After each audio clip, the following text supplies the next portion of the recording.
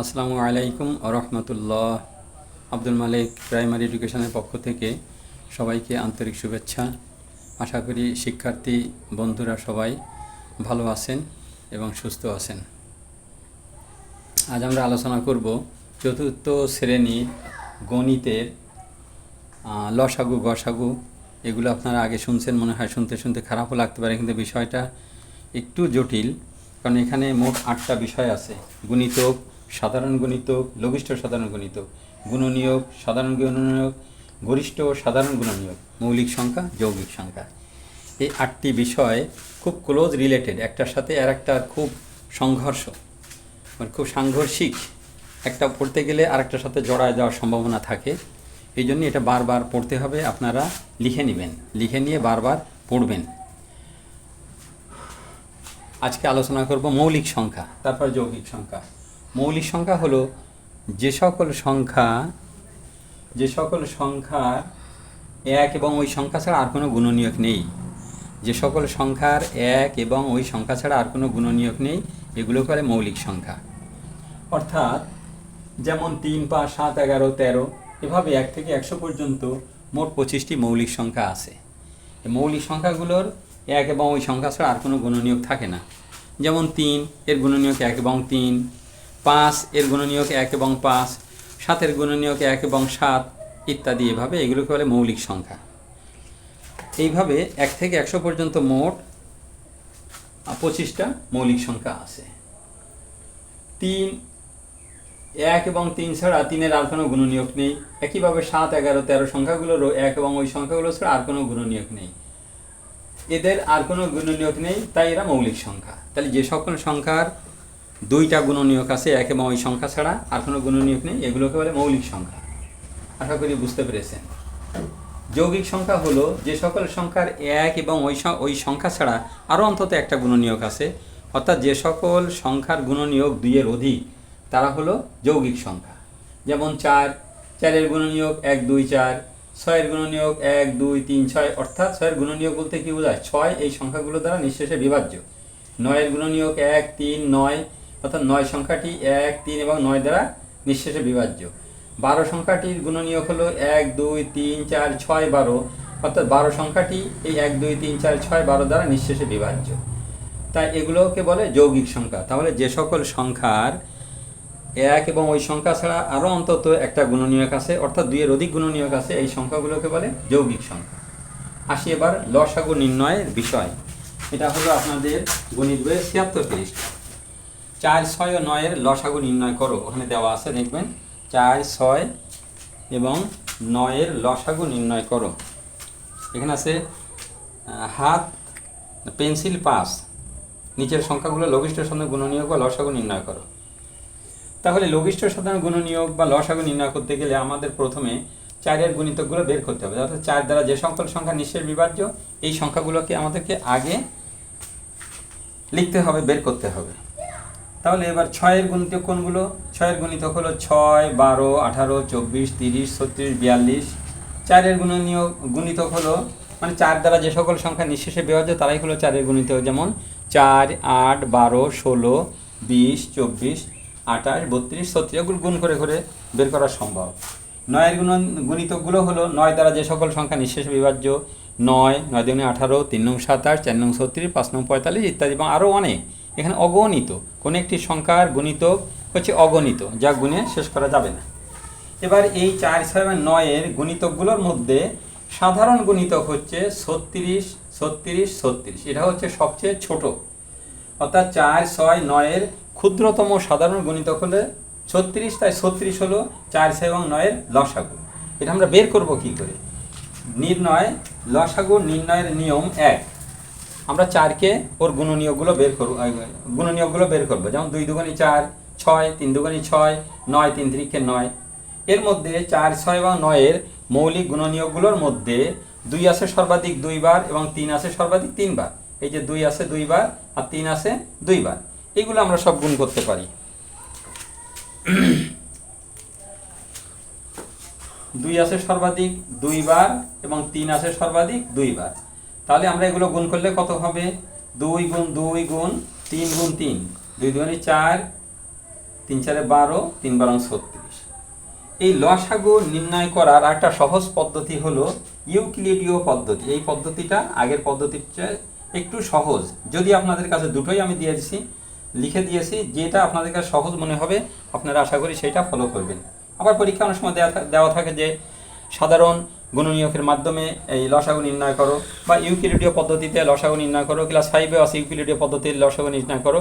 আপনারা ক্লাস 4 থেকে যদি এগুলো শিখে যান, তাহলে 5-এ এবং 6-এ যে আপনাদের এই সমস্যাগুলো হবে না। যেমন আমার হয়েছিল, আমি ক্লাস 5-এর একটা মেয়েকে পড়াতাম সরকারি স্কুলের।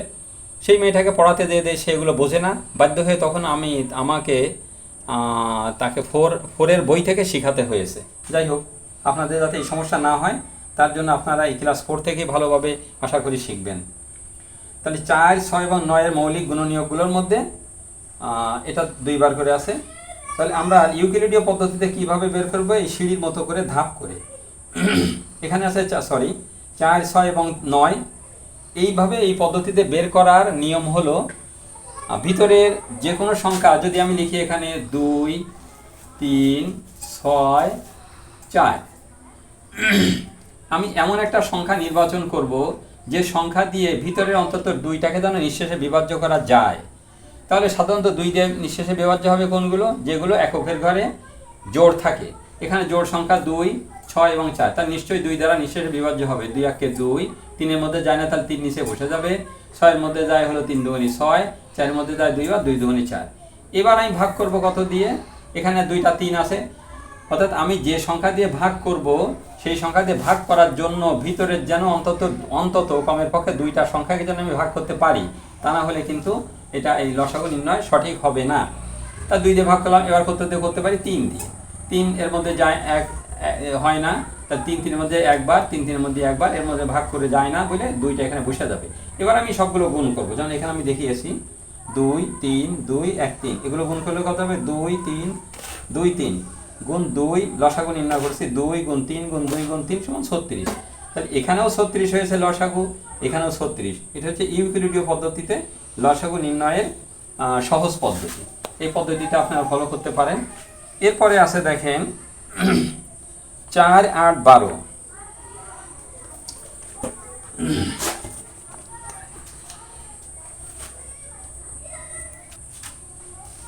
4, 8 এবং 12, এগুলো লসাগু নির্ণয় করবো কি করে? এখানে আমি এমন একটা সংখ্যা নিব যে সংখ্যা দিয়ে ভিতরে 2টাকে যেন ভাগ করা যায়। যেহেতু 4 জোড়, 8 জোড়, 12 জোড়, তাহলে 2 দিয়ে সহজেই ভাগ করা যাবে। তো 2 4-এর মধ্যে যায় 2 বার, 2 8-এর মধ্যে যায় 4 বার, 2 12-এর মধ্যে যাবে 6 বার। এবার কত দিয়ে হবে? এবারও 2 দিয়ে হবে। আমরা প্রথমে ট্রাই করব 2 দিয়ে। 2 দিয়ে মধ্যে একবার, 2 4-এর মধ্যে যাবে 2 বার, 2 6-এর মধ্যে যাবে 3 বার। এবার আর নেই এমন 2টা সংখ্যা নেই যে সংখ্যা দিয়ে এর ভিতরে অন্তত 2টা নিঃশেষে বিভাজ্য হবে 2টা অঙ্ক। তাহলে আমরা এগুলো সব গুণ করব। 2 গুণ 3, তাহলে লসাগু কত হবে? 2 দুগুণী 4 দুগুণী 8, 3 8 24। অর্থাৎ 4, 8 এবং 12-র লসাগু হবে এমন একটা সংখ্যা যে সংখ্যাকে আমরা 4 দিয়ে ভাগ করলে নিঃশেষে বিভাজ্য হবে, 8 দিয়ে ভাগ করলে নিঃশেষে বিভাজ্য হবে এবং 12 দিয়ে ভাগ করলেও নিঃশেষে বিভাজ্য হবে। তাহলে আমি বুঝবো কি করে যে এই সংখ্যাটা 2 দিয়ে বিভাজ্য, নাকি 3 দিয়ে বিভাজ্য, নাকি 4 দিয়ে বিভাজ্য, নাকি 6 দিয়ে বিভাজ্য? এইটা বোঝার জন্য একটা সহজ নিয়ম হলো, আমরা এটা দেখি তাহলে। 2 দিয়ে বিভাজ্য,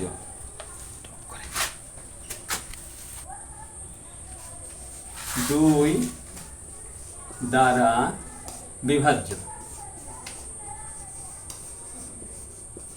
2 দ্বারা বিভাজ্য কোন সংখ্যা? যে সকল সংখ্যার এককের ঘরে 2 কিংবা জোড় থাকে কিংবা শূন্য থাকে। যেমন 2 সংখ্যাটি 2 দ্বারা বিভাজ্য, 4 সংখ্যাটি 2 দ্বারা বিভাজ্য, 8 সংখ্যাটি 2 দ্বারা বিভাজ্য, 12 সংখ্যাটি 2 দ্বারা বিভাজ্য, বা 10ও 2 দ্বারা বিভাজ্য, আবার 20ও 2 দ্বারা বিভাজ্য, 24ও 2 দ্বারা বিভাজ্য। তাহলে আমরা একটা সংখ্যা দেখে সহজে বলতে পারি, ও এরা তো 2 দিয়ে ভাগ করলেই হবে। তাহলে যে সকল সংখ্যার এককের ঘরে, অর্থাৎ ডান পাশে এককের ঘরে জোড় কিংবা শূন্য থাকে, সেই সংখ্যাগুলো 2 দ্বারা বিভাজ্য। জোড় সংখ্যা কোনগুলো? জোড় সংখ্যা হচ্ছে 2 4 6 8 এবং যে সকল সংখ্যার এককের ঘরে শূন্য থাকে। এবার আমরা দেখি 3 দ্বারা বিভাজ্য। 3 দ্বারা বিভাজ্য কোন সংখ্যা? একটু খেয়াল করে দেখবেন। আমি এই 3 দ্বারা বিভাজ্যটা একটু জটিল, তারপরেও আমি বারবার হ্যামারিং করতে করতে আপনাদের কাছে সহজ হয়ে যাবে। যে সকল সংখ্যার অঙ্কগুলোর যোগফল, আমি কি বললাম ভালো করে খেয়াল করবেন এবং রিপিট করবেন, আপনারাও করবেন। যে সকল সংখ্যার অঙ্কগুলোর যোগফল 3 দ্বারা বিভাজ্য, আমি লিখি তাহলে আপনাদের জন্য সহজ হবে। যে সকল সংখ্যার দন্তস্ব অনেশ্বর ফয়দা ফলা আকার র, আপনারা লেখার সময় মুখে উচ্চারণ করবেন, তাহলে লেখা ভুল হয় না। যে সকল সংখ্যার অঙ্কগুলোর যোগফল, যে সকল সংখ্যার অঙ্কগুলোর যোগফল 3 দ্বারা বিভাজ্য বয়সী ভয়াকার বর্গ জয় জ ফলা 3 দ্বারা বিভাজ্য, ওই সংখ্যাগুলো 3 দ্বারা বিভাজ্য হবে। ওই সংখ্যা ক্ষয় জ ফলা আকার সংখ্যাগুলো 3 দ্বারা বিভাজ্য হবে। ভয়াকার 3 দ্বারা বিভাজ্য, 3 দ্বারা বিভাজ্য। তাহলে কোন সংখ্যাগুলো 3 দ্বারা, কোন সংখ্যার অঙ্কগুলোর যোগফল 3 দ্বারা বিভাজ্য হবে, আমরা যে কোনো একটা লিখি। যেমন আমি লিখলাম 1 2 3, এখানে কি কি অঙ্ক আছে? 1 আছে, যোগ করব, 2 আছে, যোগ করব, 3 আছে, যোগ করব। যোগ করলে কত হবে? সমান সমান 2 আর 1 3 আর 3 6। 6 সংখ্যাটি 3 দ্বারা বিভাজ্য, 3 দুগুণে 6, তাহলে 123ও 3 দ্বারা বিভাজ্য হবে। এবার লিখলাম ধরেন 2 3 4, এগুলো যোগ করলে কত হবে? 3 আর 2 5 আর 4 9, 3 আর 2 5 আর 4 13, তাহলে 9ও তো 3 দ্বারা বিভাজ্য। তাহলে কোন সংখ্যার অঙ্কগুলোর যোগফল হলো 9। এই 9 যদি 3 দ্বারা বিভাজ্য হয় তাহলে এই সংখ্যাটিও 3 দ্বারা বিভাজ্য হবে। এইটা আমরা কেন করব? যে কোনো বড়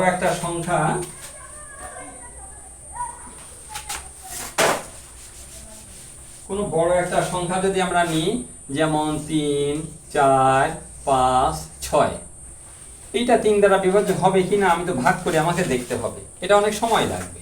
আমি যোগ করতে পারি 3 4 3 7 7 5 12 12 6 18, বা 18 অনেক ছোট একটা সংখ্যা হলে এই 18 সংখ্যাটি 3 দ্বারা বিভাজ্য, তাহলে এই সংখ্যাটিও 3 দ্বারা বিভাজ্য হবে।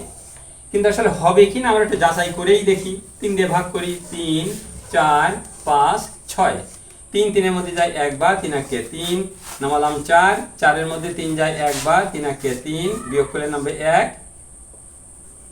নামাবো 5, 3 5 আর 15 থাকলো 6, 6 তো সহজেই 3 দ্বারা বিভাজ্য, 3 দুগুণে 6।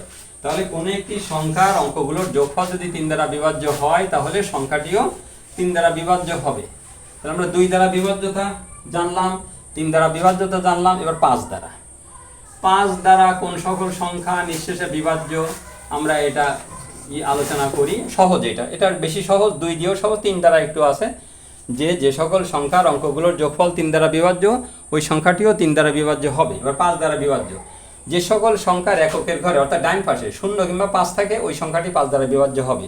যে সকল সংখ্যার অঙ্কগুলোর ডান পাশে 0 কিংবা 5 থাকে ওই সংখ্যাটি 5 দ্বারা বিভাজ্য হবে। আবার বলি, যে সকল সংখ্যার এককের ঘরে 0 কিংবা 5 থাকে সেই সংখ্যাটি 5 দ্বারা বিভাজ্য হবে। আশা করি বুঝতে পেরেছেন। এবার আমরা আলোচনা করি গসাগু কিভাবে নির্ণয় করব।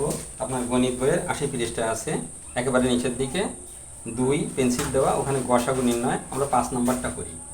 5 নাম্বারে আছে হলো 15 18 30, 15 18 আর 30, এই সংখ্যাগুলো আমরা গসাগু নির্ণয় করব। গসাগু নির্ণয় করতে গেলে লসাগু যেভাবে নির্ণয় করেছি ওই ধাপে ধাপে সিঁড়ির মতো ওই রকম। আমরা এখানে লসাগুর বেলায় ছিল যে এমন একটা সংখ্যা নিব ভাজক হিসাবে, যে সংখ্যা দিয়ে ভিতরে অন্তত 2টাকে যেন নিঃশেষে বিভাজ্য করা যায়। কিন্তু গসাগুর বেলায় তাই না। গসাগুর বেলায় হলে এমন সংখ্যা নির্বাচন করব যে সংখ্যা দিয়ে ভিতরে সবগুলো যেন নিঃশেষে বিভাজ্য করা যায়।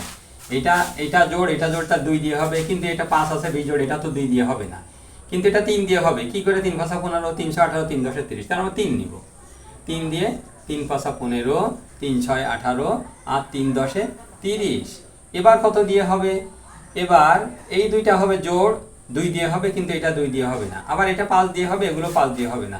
তাহলে আর হচ্ছে না, আর হবে না। তাহলে যে সংখ্যাতে ভাগ করলাম ভাজক হিসাবে, এইটাই হচ্ছে আমার গরিষ্ঠ সাধারণ গুণনীয়ক বা গসাগু। যদি আমরা পরীক্ষা করার জন্য যদি নির্ণয় করি, আগে যে প্রথমে যেভাবে শিখাইছিলাম, যে দেখেন 15 এর গুণনীয়ক কি কি, 1, 3, 5 আর 15। 15 এর গুণনীয়ক। এবার 18 এর গুণনীয়ক কি কি, 1, 2, 3, 6, 9 এবং 18। 30 এর গুণনীয়ক কি কি বের করি, 30 হচ্ছে 1, 2, 3, 5, 6 আর হলো 10, 15 আর 30। এর ভিতরে সাধারণ গুণনীয়ক কোনগুলো, যেগুলো সবগুলোর ভিতরেই আছে, এখানে 3 আছে, এখানে 3 আছে, এখানেও 3 আছে, আর কোনো সাধারণ গুণনীয়ক নেই। এই সাধারণ গুণনীয়কগুলোর মধ্যে সবচেয়ে যেটা বড় সেইটা হচ্ছে আমাদের গরিষ্ঠ সাধারণ গুণনীয়ক বা গসাগু। এখানেও 3 হয়েছে, এখানেও 3 হয়েছে। এটা সহজ, এটা একটু বেশি জায়গা লাগবে, সময়ও লাগবে, কিন্তু এটা খুব সহজ পদ্ধতি। আমরা এমন একটা সংখ্যা নির্বাচন করব যে সংখ্যা দিয়ে যেন ভিতরের সবগুলোকে নিঃশেষে বিভাজ্য করা যায়, তাহলে ওই ভাজকটাই হবে আমার গুণনীয়ক। আশা করি বুঝতে পেরেছেন। আজ তাহলে এখানে শেষ করছি। আশা করি বোঝাতে পেরেছি বা আপনারা বুঝতে পেরেছেন। যদি কোনো সমস্যা হয় আমাকে কমেন্ট করে জানাবেন আর আমার জন্য দোয়া করবেন। আসসালামু আলাইকুম ওয়া রাহমাতুল্লাহি ওয়া বারাকাতুহু।